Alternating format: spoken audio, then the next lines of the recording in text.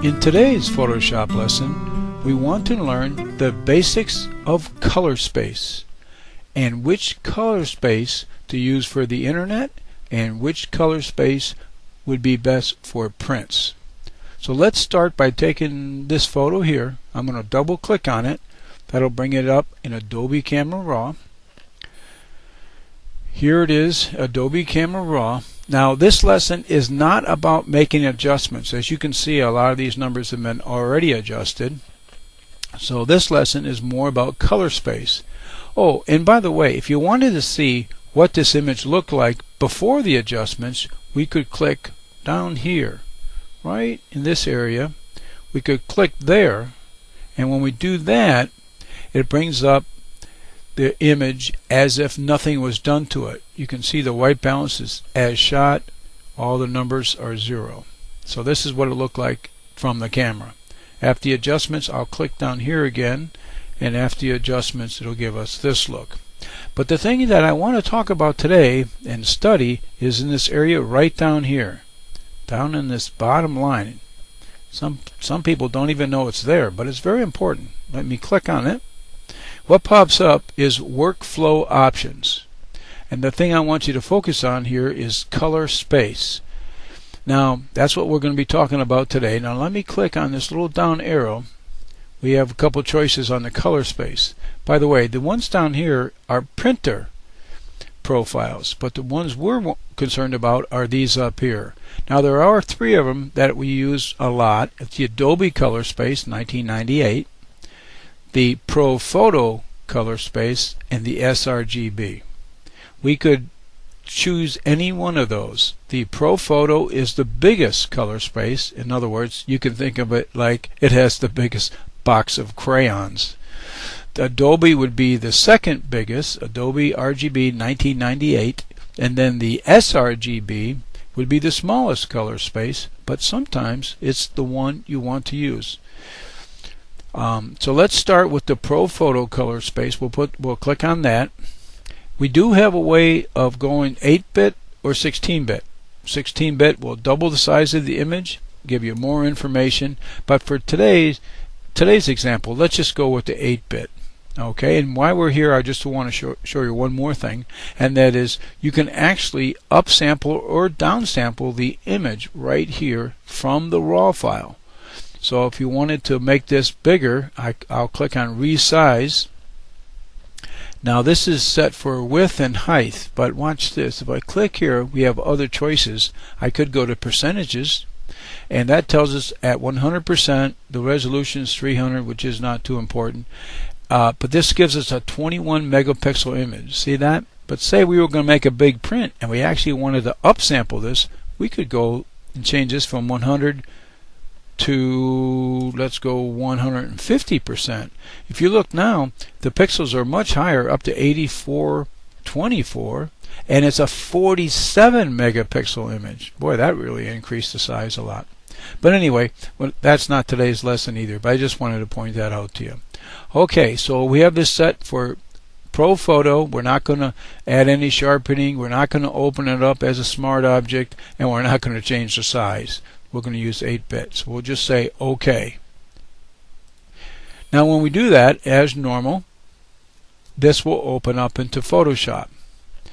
Now let me show you. If you click on Open, I better click here first. Open image. Now it'll open in Photoshop. Okay. Now here's our image in Photoshop, I hope. Now let's say the image is perfect and all we want to do is save it. We need to save it. Let's save it as a JPEG, or you could save it as a PSD. Either one would be fine.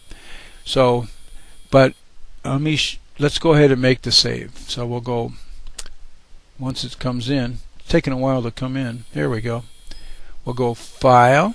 I'm going to click on Save As, and the shortcut, which I may use in the future, is Shift Control S. Okay.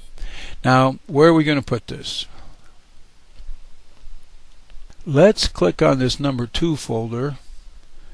We'll put it in there, and let's see, let's call it This was in the Pro Photo. Remember? Pro Photo color space. Okay. We'll click on Save. 10's okay. Okay, so now we saved it as a Pro Photo color space. Now let's go up here. Now watch this. This is important. Edit, convert to profile. Sometimes we don't want Pro Photo. Even though it's the biggest color space and will make a beautiful print, sometimes you would want a Adobe color space. If that's the case, we can change the Pro Photo to Adobe. Let's read this. Source space Pro Photo. Okay, that tells us what our image is. Destination. Let's click down here and we want to go to Adobe this time. Let me scroll up here. Where did it go? Right here. Adobe RGB 1998. Okay. Now I'm going to leave everything else just the way it is.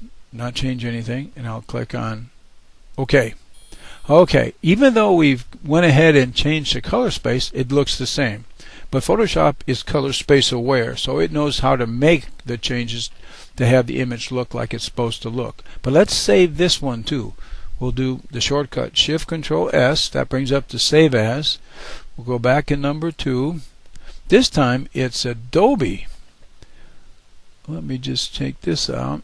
Adobe. Adobe color space. We'll save it as a JPEG. Number 10's fine. Okay. Now we're still in Photoshop, and let's change it one more time. This time we're going to go to Edit, just like we did before. Edit, convert to profile. If we look here, we see it's in the Adobe color space, but we're going to change this to sRGB, the smallest of the color spaces.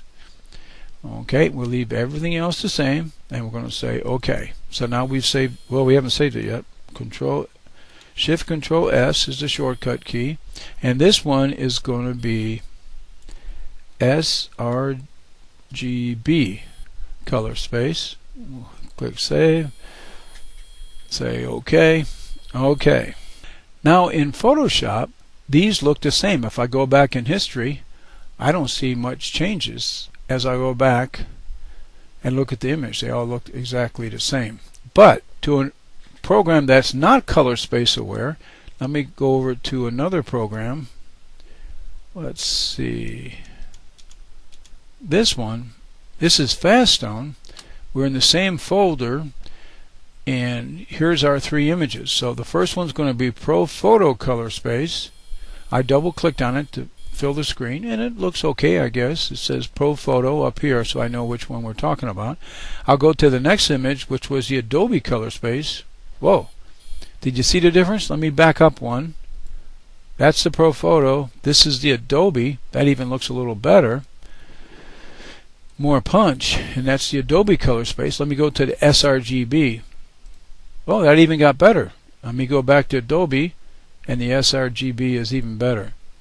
And that's the sRGB. So now you may ask yourself, why does the sRGB look the best?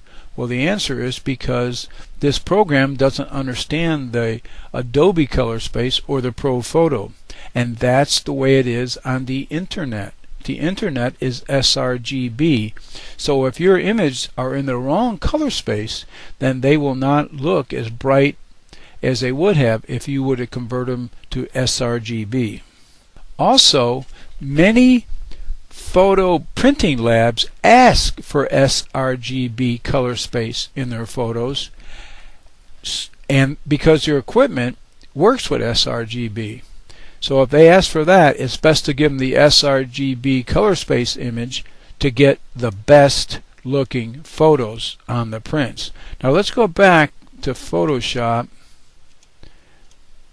Okay, let's see. Let me see if I can find my way back to Photoshop.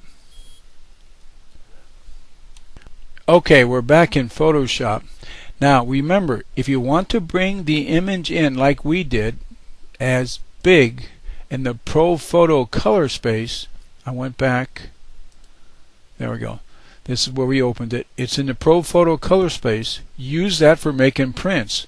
But if you want to put something on the internet, Facebook, something like that, and you want the colors to hold their look, then you probably want to go to Edit, Convert to Profile, and change it from the source profile space, in this case is ProPhoto, and change it to sRGB. Simply by clicking on OK, now the image is in sRGB and will look the best on the internet. Well, that's today's tip on color space. I hope you now understand when to use the Adobe Color Space or the ProPhoto and when to switch it over to the sRGB color space. Well, thanks for watching.